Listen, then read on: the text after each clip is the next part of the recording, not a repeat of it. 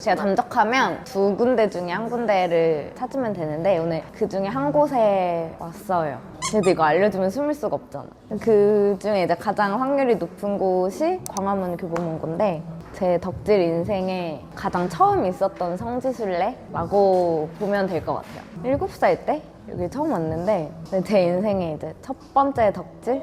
엄마가 진짜 책이 제일 많은 곳에 한번 가봐라 하면서 데리고 오신 곳이에요. 그 덕후들의 크레이지 모먼트가 있거든요. 그걸 이제 처음 느낀 거죠.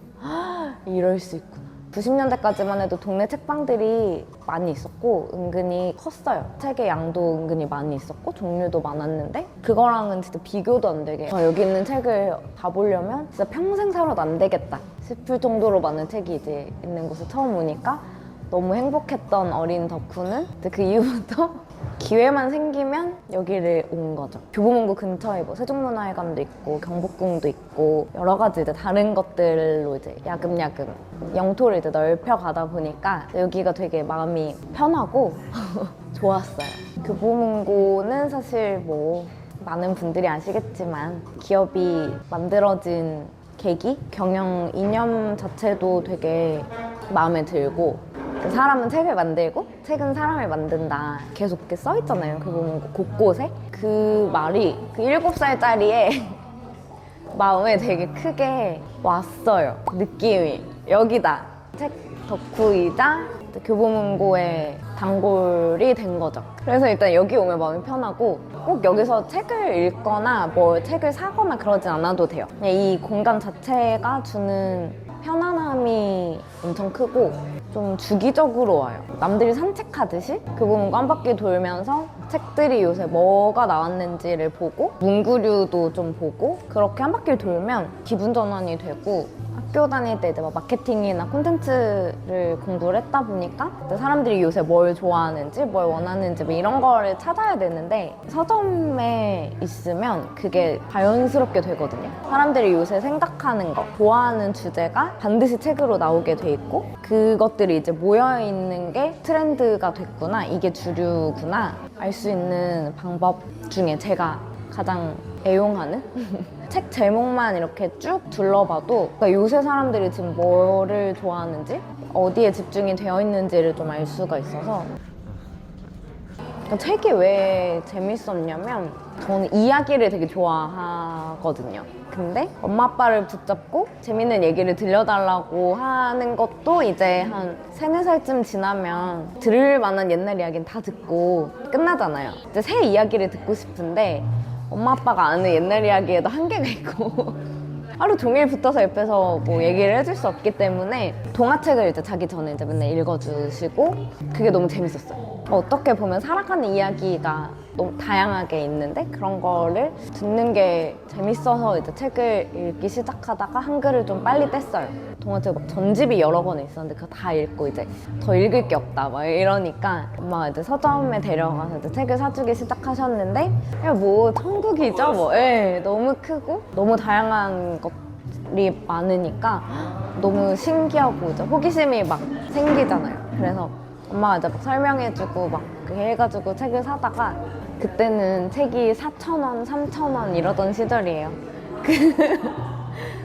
그때 이제 저는 어렸을 때 이모랑 같이 살았는데 이모가 네가 이렇게 책을 좋아하니까 앞으로 월급 날마다 우리가 외식을 가니까 그때 책을 한 권씩 사줄게. 그렇게 해서 매달 이제 이모의 월급날을 기다리는 어린이가 됐습니다. 이모의 월급날이면 이제 아침부터 신나는 거죠. 오늘 이제 이모가 퇴근하면 동네 이제 서점 앞에서 만나서 책을 한 권 사가지고 외식을 가니까 그 어린이에게는 이게 외식보다 신났던 거예요. 서점에 그냥 저를 풀어놓고 원하는 거 아무거나 한 권 가지고 오라고. 재밌어 보이는 것들 하나씩 샀던 것 같아요. 저한테는 진짜 아직도 엄청 큰 기억이에요. 이걸 매달 사주니까 엄마가 그냥 두지 말고 누가 언제 사줬는지를 이렇게 책에 적어서 메모를 남겨달라고 해가지고 몇 년도 몇 월 며칠 이모가 이렇게 사줬다고 이제 메시지를 책에 적어주시기 시작했어요. 그것도 되게 너무 좋았거든요. 그 책을 보면 여기에 이제 이모가 메시지 남겨준 게 있으니까 너무 좋았고 그때 샀던 책들이 사실 아직까지 집에 다 있어요. 그러니까 덕질의 이제 기본은 모으기잖아요. 아직까지 이제 모아져 있고, 지금은 사실 책 살 때 이렇게 뭐 언제 샀고 막 그런 걸 적진 않아요. 근데 지금은 오히려 그냥 책에다가 뭐 줄 치거나 그때 했던 생각들을 적는 편인데, 그러니까 이제 또 책을 이제 뭐 못 버리고 이건 좋다 그러면 사거든요. 그러니까 덕후의 그 기본 소양은 좀 그 수집 욕구가 있어야 돼요. 뭐 좋아하는 걸 이제 모아놓고 그걸 보면 이제 보기만 해도 미소가 지어지는? 한 번 읽고 다시는 안 읽더라도 내 거가 있어야 되는, 그게 엄청 크고, 그래서 책에서 시작해서 나중에는 CD를 사는 것까지 확장이 돼서 교보문고는 더 저한테 뗄래야 뗄 수 없는 그래서 교보문고는 저에게 아직까지도 덕질의 메카. 웃긴 게 있어. 뭐야?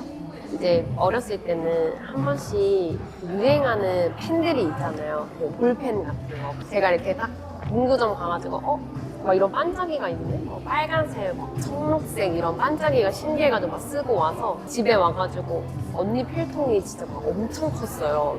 막 이 큰 거 거의 막 2개씩 막 이렇게 있는데 집에 와서 언니 필통 이렇게 딱 구경하면은 그 딱 유행하는 볼펜들이 거기 다 있는 거예요. 그래서 제가 한 번씩 그거를 이제 가지고 가가지고 몰래 쓰다가 다시 이렇게 조용히 넣어놓고 그런 재미가 있었어요. 근데 그것도 못 쓰게 하는 인색한 덕후는 아니었고, 하지만 주진 않았어요.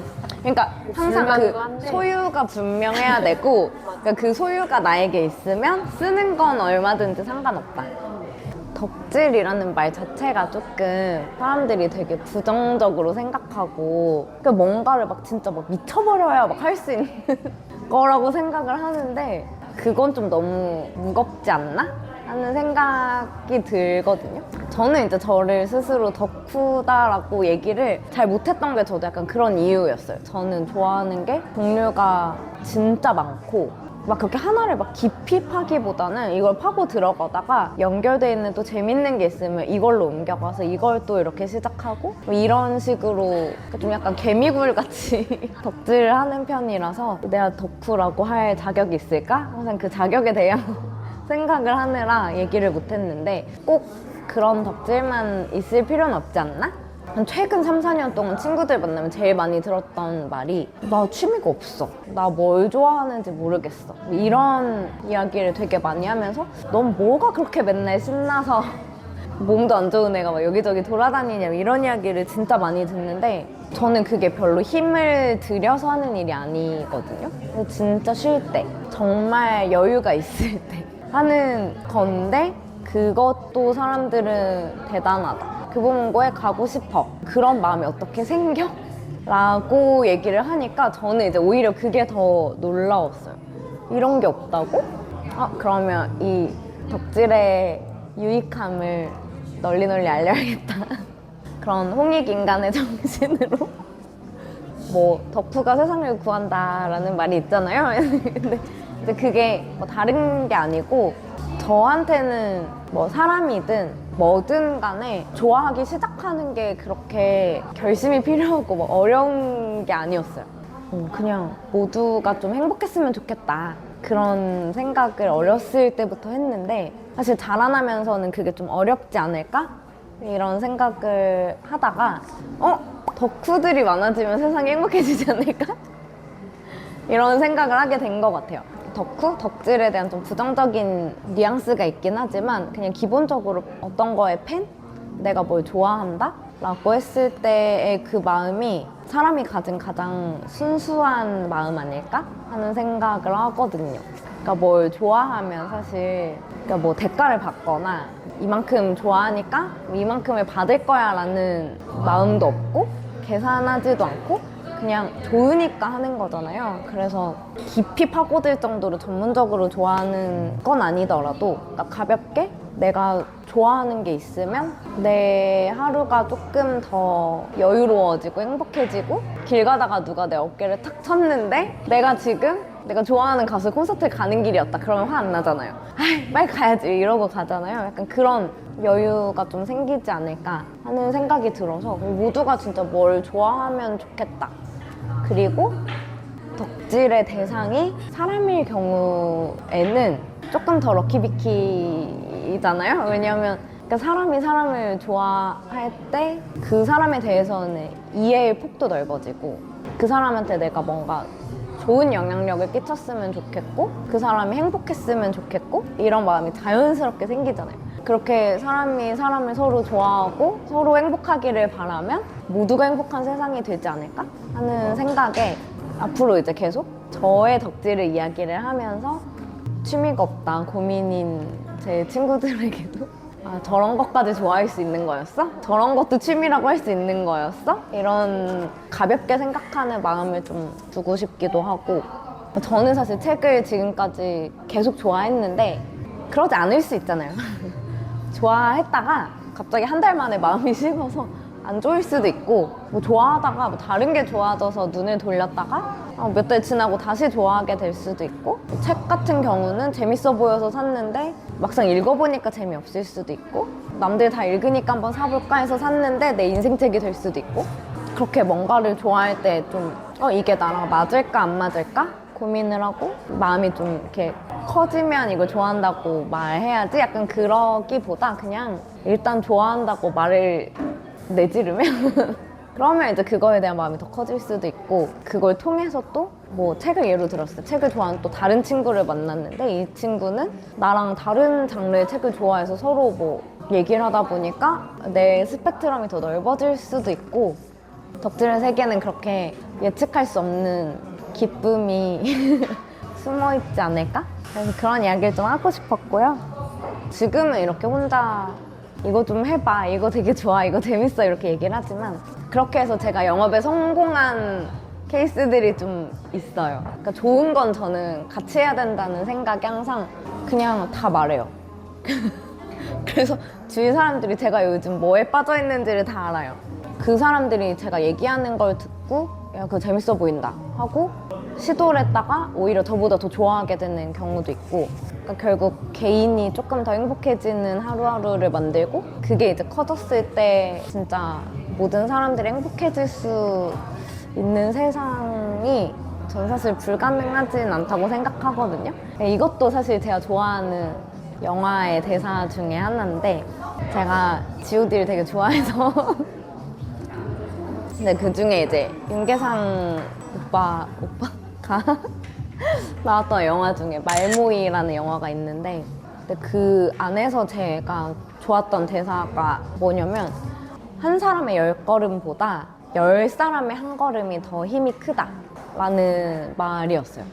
그걸 보면서 그치 혼자 내가 많이 덕질하는 것보다 많은 사람들이 그냥 가볍게 조금씩 내 일상에서 좋아하는 게 많아지면 행복의 총량이 더 크지 않을까? 그런 생각이 들었거든요.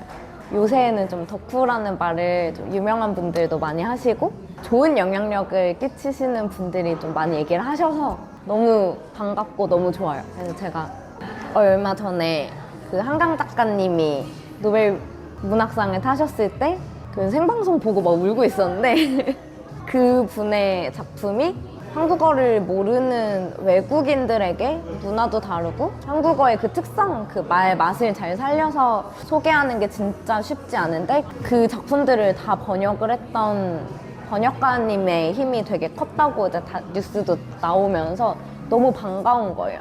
이분이 혼자 한국어를 독학을 해서 한국어 배운 지 한 3년 만에 한강 작가님 작품을 번역을 하기 시작해서 맨부커상도 받고 노벨 문학상까지 아무도 기대하지 않았는데 결과를 이제 만들어냈고 최근에는 이제 제가 비주류 경제학이라는 유튜브 채널을 되게 좋아하는데 책이 나왔어요. 그 PD님하고 회계사님이 북토크를 하셔서 참여를 했는데 사인 받으면서 제가 저도 덕후예요 이러면서 얘기를 하니까 너무 반가워하시면서 뭘 좋아하시냐 책도 좋아하고 뭐 공연도 좋아하고 영화도 좋아하고 그래서 여러 가지 하고 있다 하니까 너무 좋아하시면서 역시 덕후 화이팅 하면서 얘기를 해주셨는데 자기를 이제 재무 덕후라고 얘기를 하면서 우리가 보통 덕후랑 연결지을 수 없는 재무, 회계 이거를 연결해 주신 게 반가웠거든요. 저런 것도 좋아할 수 있구나. 그리고 회계사라는 직업이 되게 막 딱딱한 막막하고 고리타분하고 뭐 이럴 것 같은데 저분이 뭐 이걸 좋아해서 뭐 이런 이야기를 하고 이 회사의 뭐 재무제표를 찾아보고 뭐 이런 걸 보면서 사람마다 뭔가 자기가 할 수 있는 덕질의 방법이 있구나 이걸 좀 더 많이 알려주시는 것 같아서 너무 반가웠어요. 안녕하십니까. 그래서 앞으로 저도 덕질 노하우? 뭐 덕질 에피소드? 이런 거 이제 좀 하나씩 얘기를 하면서 왜 이게 좀 일상에 행복이 되는지 사실 덕질의 방법은 없지만 저 사람은 저렇게도 하는구나 그럼 나 이거 한번 해볼까? 이렇게 좀 시도해볼 수 있는 계기가 되지 않을까? 하는 생각이 들어요. 저도 너무 앞으로 제가 좋아하는 것들을 영업할 생각에 신나기도 하고 너무 즐겁기도 합니다. 진짜 제가 행복한 삶을 위해서 넓고 얕은 덕질을 하는 과정을 보여드리도록 할게요. 끝입니다.